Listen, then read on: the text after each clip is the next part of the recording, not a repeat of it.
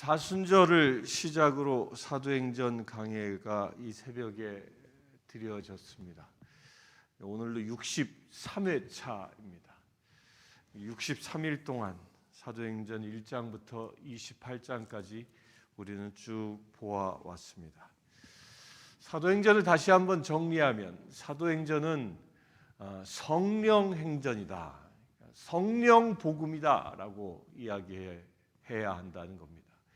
4대 복음인 마태, 마가, 루가, 요한의 복음은 예수님이 주인공 되어져 예수님이 어떤 일을 하셨는지에 관하여 기록하고 있는 말씀이라면, 이 사도행전은 이제 내가 너희에게 성령을 보내리니라고 약속하신 바대로 이제 오순절 사건이 일어나고, 그 오순절 사건 이후로 성령이 임하여 어떻게 초대교회에 성령이 역사하셔서 교회를 세우셨는가에 관하여 기록하고 있는 책입니다. 그렇기 때문에 이 사도행전에는 여러 인물들이 등장합니다. 처음에는 12제자들 베드로가 등장하고 야고보가 등장합니다. 그리고 이제 사울이 바울되어져 바울을 중심으로 사도행전이 결말을 짓게 됩니다. 그러나 이 사도행전의 주인공이 바울이냐? 그렇지 않습니다. 사도행전의 대다수가 바울의 행적을 기록하고 있지만 그 바울과 그 일행을 통하여 성령 하나님이 어떻게 일하시고 있는가를 기록하고 있는 겁니다. 따라서 지금도 이 사도행전은 교회 안에 교회를 성령님이 어떻게 세우시고 교회가 무엇인지를 말씀하고 있는 것처럼, 지금 현재 우리 교회에도 이 역사는 지금도 똑같이 이루어지는 것입니다. 성령 하나님께서 우리 교회를 세우신 목적이 무엇인지, 이 교회가 어떻게 가야 하는지, 우리가 무엇을 해야 하는지에 관하여 이 사도행전이 기록하고 있는 겁니다. 교회가 무엇을 해야 할까? 쭉 기록하는 가운데 오늘 이제 28장의 이제 마지막 부분을 보는데요. 28장에 이제 드디어 바울과 그 일행이 로마에 도착하는 이야기가 기록되어져 있습니다. 11절을 보겠습니다. 석 달 후에 우리가 그 섬에서 겨울을 난 알렉산드리아 배를 타고 떠나니 그 배의 머리 장식은 디오스구로라. 이제 드디어 섬을 떠납니다. 이 멜리데라는 섬이죠. 난파했다가 이제 드디어 이 정박하게 된 섬, 지금의 몰타 섬입니다. 그 몰타 섬에서 겨울을 납니다. 왜 겨울을 거기서 나죠? 겨울은 북서풍이 부는 계절이라 북서쪽에 있는 로마로 배가 갈 수 없었기 때문에 남동풍이 부는 계절까지 기다려야 했던 것입니다. 그래서 이 몰타 섬, 멜리데라는 섬에서 기다렸다가 그 섬에 마침 이제 알렉산드리아 배가 그곳에서 겨울을 났습니다. 여기서 말하는 이 알렉산드리아 배는 바울 일행이 타고 온 배는 아닙니다. 다른 배예요. 바울 일행이 타고 온 배는 이미 난파당했죠. 이제 그건 더 이상 쓸 수 없는 배였습니다. 새로운 배, 알렉산드리아로부터 그 이집트로부터 곡물을 수송하기 위하여 정박하고 있었던 그 새로운 배에 오르게 됩니다. 이 새로운 배에 오름으로 인하여 이제 로마까지 무사히 가게 되는데, 이 여정, 로마로 가는 이 여정은 참으로 우여곡절이 많았습니다. 배를 무려 이렇게 3번씩이나 갈아타고 배 하나는 파손되어졌어야 하고, 또 이 여정 속에서 일어나는 일들이 얼마나 많았습니까? 뱀에 물리기도 하고, 유대인들의 박해를 받기도 하고, 먹지도 마시지도 않고 바울을 죽이겠다라고 서원한 사람이 40여 명이 눈을 시퍼렇게 뜨고 바울을 죽이려는 온갖 계략들을 다 꾸미고, 그 모든 역경을 넘어서 드디어 이제 마지막 항해의 길을 떠나고 있다는 겁니다. 하나님이 이루시고자 하는 일은요, 하나님께서 우리를 부르셔서 우리로 하여금 이루시고자 하는 일은 그 어떤 고난과 역경이 있다 할지라도 그것을 넘을 수 있도록, 그것을 이길 수 있도록 하나님은 우리를 인도하신다는 겁니다. 여러분들도 그와 같은 인생을 살고 계시다고 믿으시길 바랍니다. 어쩌면 우리도 이 바울처럼 내 안에 성령님이 임하여 계셔서 우리도 바울처럼 주님의 사역을 위하여 우리를 인도해 가고 계시는 겁니다. 따라서 우리의 삶 속에서 일어나는 고난과 역경들은 이 바울의 여정으로 보면 바울이 로마로 가기까지의 그 겪는 고난과 역경과 같을 수 있다는 겁니다. 따라서 우리가 만나는 고난과 역경이 아무리 힘들고 어렵다 할지라도 유라굴라와 같은 광풍이 몰아쳐서 곧 죽을 것만 같은 칠흑 같은 그 어둠 속에 있다 할지라도 두려워하지 마시길 바랍니다. 왜? 주님은 우리를 주님의 나라로 주님이 목적하신 바로 우리를 인도하시기 때문입니다. 12절부터 봅니다. 수라구사에 대고 사흘을 있다가 거기에 들러가서 레기온에 이르러 하루를 지낸 후 남풍이 일어나므로 이튿날 보디올에 이르러 거기서 형제들을 만나 그들의 청함을 받아 이레를 함께 머무니라. 그래서 우리는 이와 같이 로마로 가니라.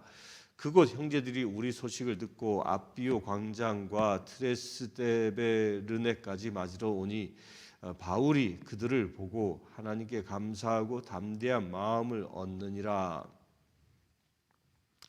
드디어 이제 보올이라는 항구까지 도착을 하고요. 그 보올이라는 항구에서 형제들을 만났다 얘기합니다. 이 형제들이 누구죠? 형제들은 이제 로마 인근 지역에서 그리스도의 복음을 듣고 교회 공동체를 이룬 사람들입니다. 그 사람들이 바울이 온다라는 소식을 어떻게 전해 들었는지에 관한은 알지 못합니다. 그러나 바울을 맞이하기 위하여 이 바울을 찾아옵니다. 또 드레스데베르까지 맞으러 나왔다. 앞비오 광장과 드레이스 데베르네까지 맞으러 나오니 이 로마의 사람들이 바울을 맞이하기 위하여 약 50km 또 약 한 70여 킬로나 되는 그런 거리를 걸어서 바울을 맞이하러 왔습니다. 그 바울을 맞이하러 와서 바울이 그들을 보고 제일 먼저 한 행동이 뭐예요? 하나님께 감사하고. 참 얼마나 감격적이겠습니까?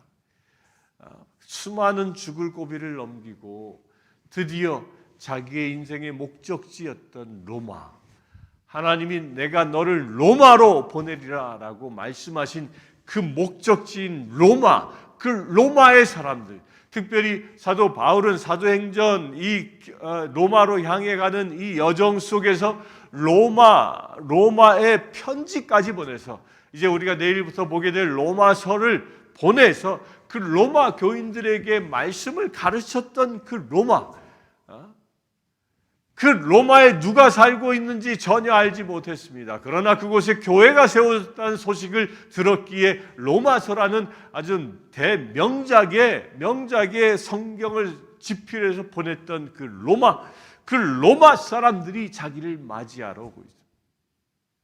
꿈에도 그리워했던 로마, 그에 대하여 제일 첫 번째 반응이 뭐예요? 하나님께 감사했다. 여러분들 그와 같이 되길 바랍니다. 어떤 일들이 한 단계 한 단계 이루어집니까? 그 이루어짐으로 인하 기뻐하십니까? 내가 기뻐하기 이전에 먼저 하나님께 감사하시길 축원합니다. 감사가 더 큰 기적을 일으키기 때문입니다. 그리고 담대한 마음을 얻으니라. 여기서 하나님께 감사드리고 나서 이 로마 사람들 형제들을 보고 나서 무엇을 얻어요? 담대한 마음. 로마로 가는 길이 두렵지 않은 것입니다. 어쩌면 바울은 그 로마가 자기 인생의 마지막 종착역이라는 것을 알았을지도 모릅니다. 마치 예수님께서 골고다에 올라가는 것, 곧 겟세마네 동산에서 기도하실 때에 당신은 이제 골고다에 잡혀가 죽을 거라는 걸 알고 땀이 피가 되도록 기도하신 것처럼 바울도 이제 로마가 자기의 종착역이라는 것을, 인생의 끝이라는 것을 알고 있었을지 모릅니다. 그런데 그런 죽음의 길이라는 것을 알고 있었음에도 불구하고 그의 마음에 무엇이 생겼다고요? 담대함이 생겼다는 겁니다.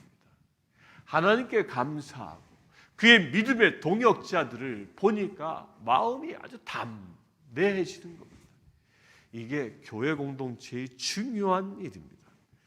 오늘 말씀 처음에 읽었던 석 달 후에 우리가라고 말하고 있는 이 우리라는 이 개념이 이제 이 섬을 출발할 때에는 사도 바울과 루가와 그 세 사람뿐이었지만 그 세 사람만이 아니라 이제 로마에 도착하고 나서 보니까 로마에 있는 사람들까지, 아니 이제 로마까지 함께 왔던 백인대장과 그의 병정들, 자기를 호위했던 그 모든 사람들이 이제 우리가 되어져, 그 우리들이 함께 예배하니까 거기서 담대함이 생기는 겁니다.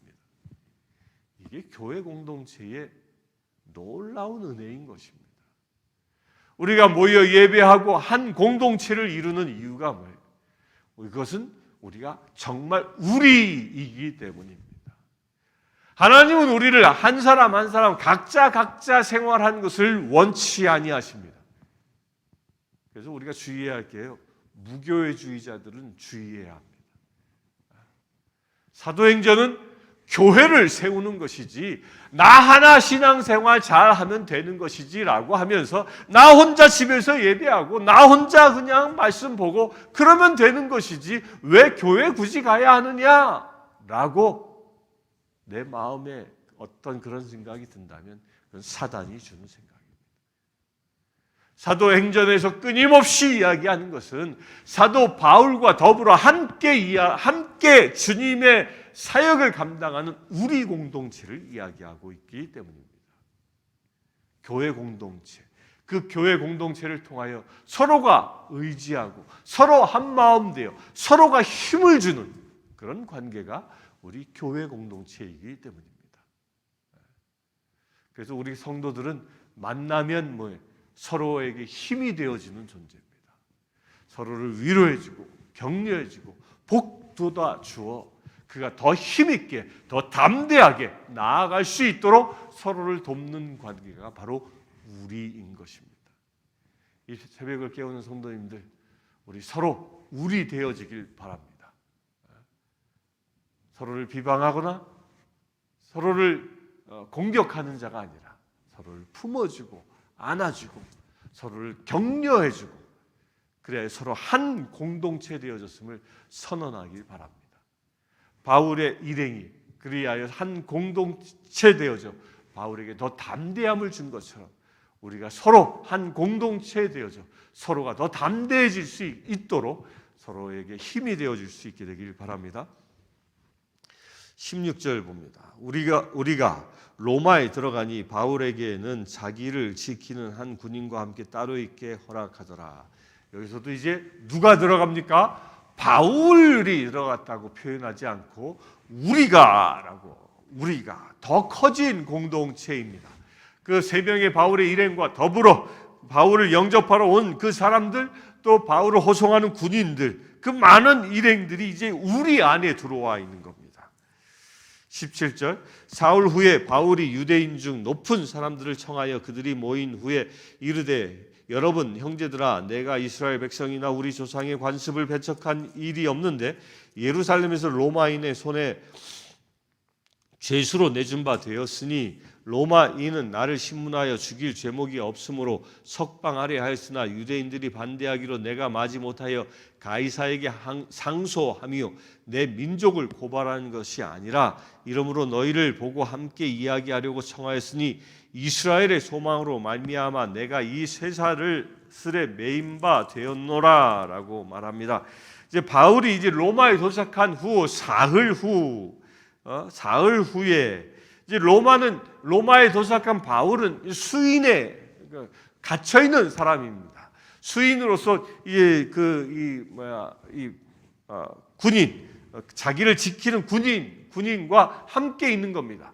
그 군인과 어떻게 하고 있냐면 이 수갑을 채고 있는 거예요. 한 손은 자기 손에, 한 손은 군인에. 그렇게 수인으로 지내고 있는 이 바울은 그 로마에 도착하자 해서 사흘 후에 유대인 중 높은 사람들, 당시의 유대인들, 로마에 살고 있는 유대인들 가운데에 지도자들을 불러서 내가 왜 이곳에 왔는지에 관하여 설명합니다. 그런데 그 자기가 왜 왔는지에 관한 설명 가운데 20절에 대단히 중요한 이야기를 합니다. 너희를 보고 함께 이야기하려고 청하였으니 이스라엘의 소망으로 말미암아 내가 이 쇠사슬에 매인 바 되었노라.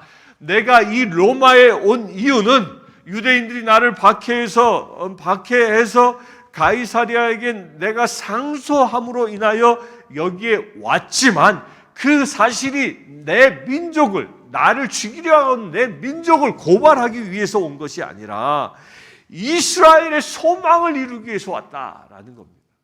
여러분, 이스라엘의 소망이 뭡니까? 이스라엘의 소망. 이스라엘의 소망은 하나님이 이스라엘에 준 비전을 이야기하는 겁니다. 하나님께서 아브라함을 택하신 비전이 무엇입니까? 그것은 한 민족을 일으키는 것입니다. 모든 열방의 조상 되게 만든 것이 아브라함을 택하신 목적이었습니다. 그 중에 하나가 이스라엘이었습니다. 그리하여 또한 그 이스라엘을 택하여 예수 그리스도를 탄생케 하셨고 그 예수 그리스도를 통해서 온 민족이, 온 세상이 구원받는 것이 바로 하나님이 주신 이스라엘의 비전이었던 겁니다. 그것을 이야기하는 겁니다. 이스라엘의 소망, 여러분들, 하나님께서 여러분들을 유대인으로 택하여 이스라엘로 택하여 이 로마에 보내신 이유가 그것이 무엇입니까? 그것은 이스라엘의 소망 때문이라는 겁니다. 내가 이곳에 수인의 모습으로 여기까지 온 것은 내가 단순히 재판받기 위한 것이 아니라 그 이스라엘의 소망, 온 열방을 구원하시고자 택하신 이스라엘의 백성, 그 이스라엘 백성을 통하여 세상을 구원하시고자 하는 그 이스라엘의 비전을 위하여 내가 여기 온 것처럼 여러분들도 그 비전을 위하여 이 로마에 보내신 바 되었다라는 것을 다시 이야기하고 있는 것입니다. 사랑하는 성도 여러분, 여러분들이 이 내시빌 땅에 살고 계십니까? 이 미국 땅에 살고 계십니까? 왜 여기에서 살고 있습니까? 먹고 살기 위해서 이곳까지 이민해 와서 살고 있습니까? 절대 그것이 아니라는 겁니다. 이 사도행전적 관점으로 보면 하나님께서는 이 이스라엘의 소망 때문에 여러분들을 이곳에 보내신 것입니다. 이 이스라엘의 소망을 이루시기 위하여 여러분들을 이곳에 보내셔서 사도 바울처럼 그 소망의 성취를 위하여 여러분들과 주님이 함께하고 계시다는 겁니다. 이것을 믿으시길 바랍니다. 따라서 여러분들은 개인이 아니라 한 자여인이 아니라 하나님의 자녀인 거죠. 하나님의 제자인 것입니다. 예수 그리스도의 형제인 것입니다. 무엇을 이루기 위하여? 이스라엘의 소망을 이루기 위하여. 오늘 하루도 이 소망을 성취해 나갈 수 있게 되길 바랍니다. 21절 그들이 이르되 우리가 유대에서 내게 대한 편지도 받은 일이 없고 또 형제 중 누가 와서 내게 대하여 좋지 못한 것을 전하든지 이야기한 일도 없느니라. 이에 우리가 너의 사상이 어떠한가 듣고자 하니 이 파에 대하여는 어디서든지 반대를 받는 줄 알기 때문이라 하더라.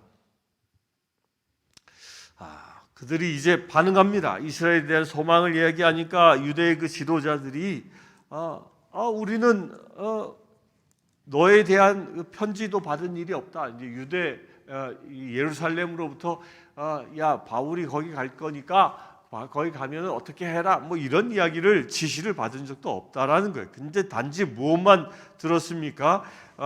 너의 사상 곧 기독교인들이 생겼다. 예수님이 부활하셨다. 부활을 증언하고 그 부활하신 그분이 메시아더라라는 이 사상을 전하는 사람들이 생겼다. 그리고 그 사상을 전하는 너는 사람들이 많이 반대하고 있다, 박해하고 있다라는 정도만 듣고 있음을 이야기합니다.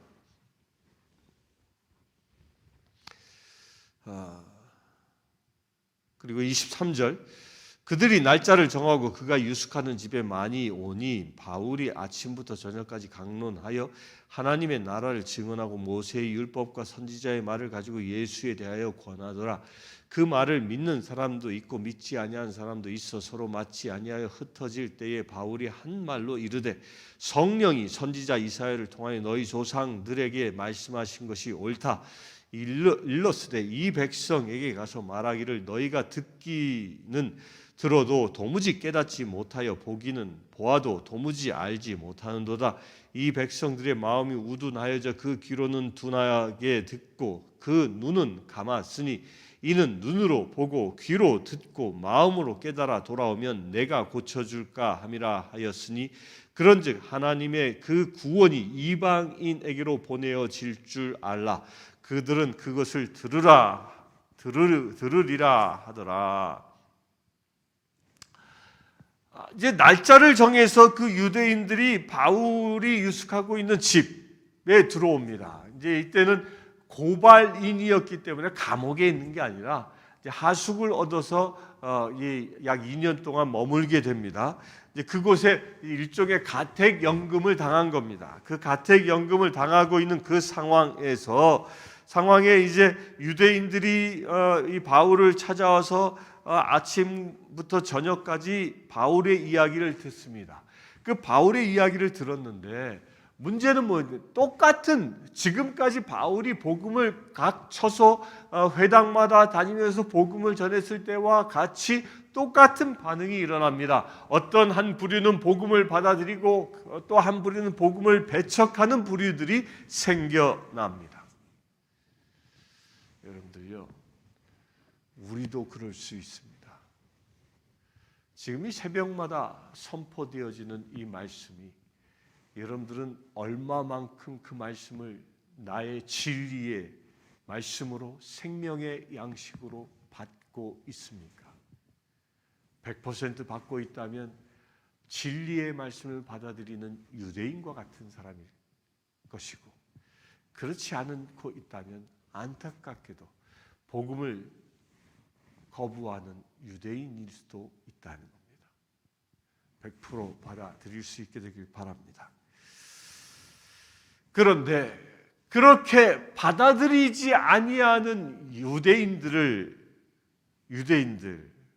뭐라고요? 너희는 듣기는 들어도 도무지 깨닫지 못하고 보기는 보아도 알지 못하는 이게 귀머거리요 맹인과 같은 사람이라고 이야기합니다.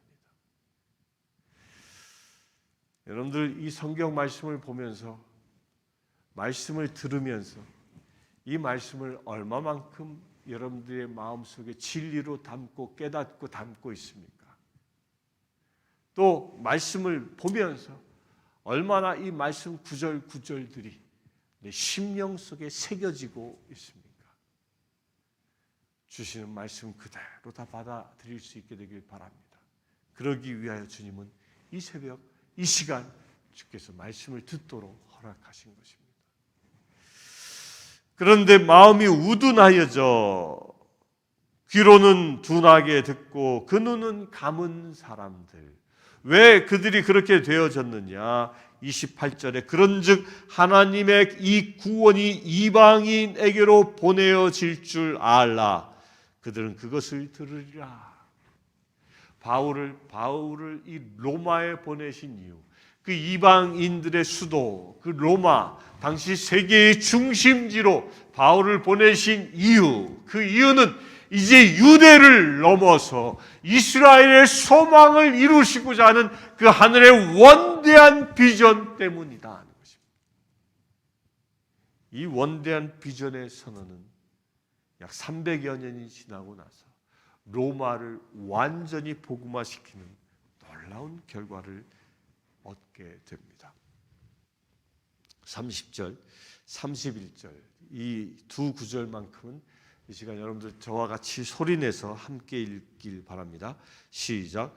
바울이 온 이태를 자기 셋집에 머물면서 자기에게 오는 사람을 다 영접하고 하나님의 나라를 전파하며 주 예수 그리스도에 관한 모든 것을 담대하게 거침없이 가르치더라. 사도행전의 끝이 온 이태, 곧 2해 자기 셋집에 머물면서 그 오는 사람들에게 복음을 선포하고 하나님의 나라를 전파하고 모든 것을 담대하게 거침없이 가르치는 일로 세월을 지금 보내고 있다는 것. 무엇이죠? 로마의 복음의 씨앗을 심고 있다는 겁니다. 사도행전의 끝은 바울이 순교당한 이야기는 기록하지 않습니다. 바울이 재판을 받고 2년 후에 그가 이제 기독교가 박해받는 그 어마어마한 시기에, 네로 황제에 의하여 박해받는 그 시기에 목이 잘려 단두대에서 죽게 됩니다. 그런데 그 단두대에서 죽게 된 이야기는 성경에 기록되어 있지 않습니다. 그 전설이고 초대교회 때의 이야기로 전해져 내려오는 이야기입니다. 그 사도 바울이 어떻게 죽었는지가 결론이 아니라 사도 바울이 로마의 복음의 씨앗을 심었다가 사도행전의 결론이라는 것입니다. 우리의 결론이 바로 이와 같이 되어져야 함을 말씀하고 있습니다. 우리 인생의 결론이 무엇입니까? 우리가 이 세상에 보낸 바 되어져 우리가 살아가고 있는 삶의 목적이 무엇입니까? 그 삶의 마지막 장식이 무엇이어야 합니까? 복음의 씨앗을 심는 것.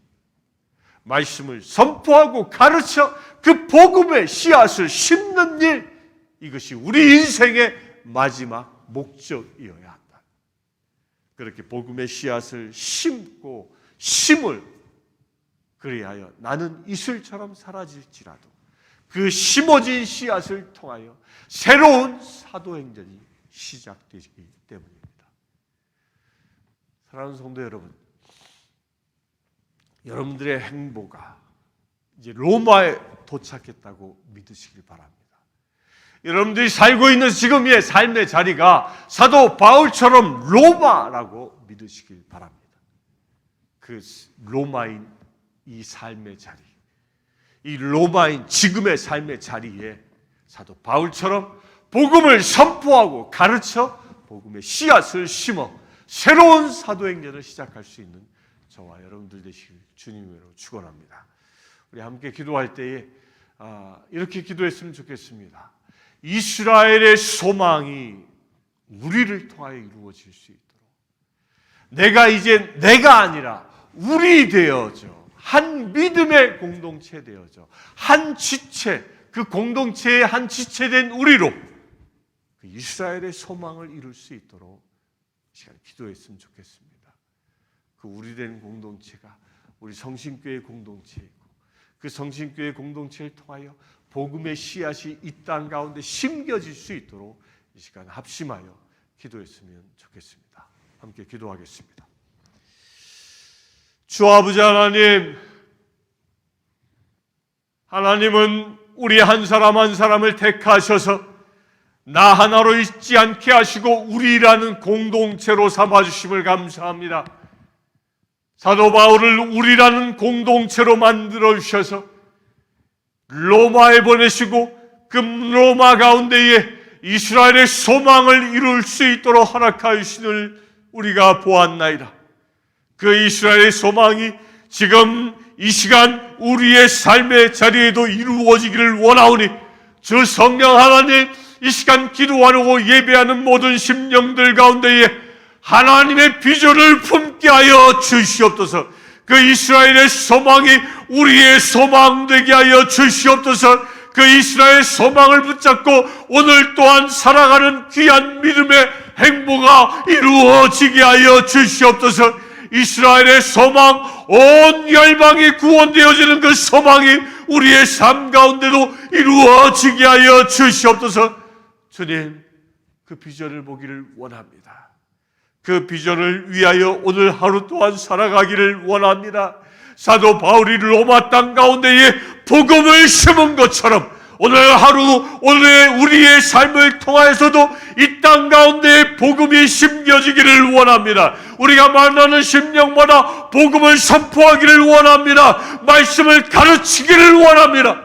주님, 그 말씀의 선포와 가르침을 통하여 새로운 사도행전을 써 나가는 거룩한 행보가 오늘 또한 우리를 통하여 이루어지게 하여 주시옵소서. 우리 주 예수 그리스도의 이름으로 기도드리옵나이다. 아멘. 지금 우리 주 예수 그리스도의 은혜와 하나님의 크신 사랑과 성령님의 감화 감동 교통 치유하심이 이 시간 예배하는 주의 사랑하는 모든 지체들 위해 지금부터 영원토록 함께 하실지어다. 아멘. 아프리카 케냐의 마소교교의 고아원생 제임스는 남자아이입니다. 제임스는 중학교 1학년생 장래 비행사가 되는 것이 꿈입니다. 이 아이는 매달 학비와 점심 식사 비용으로 30불이 필요합니다. 이 아이의 후원자를 찾고 있습니다.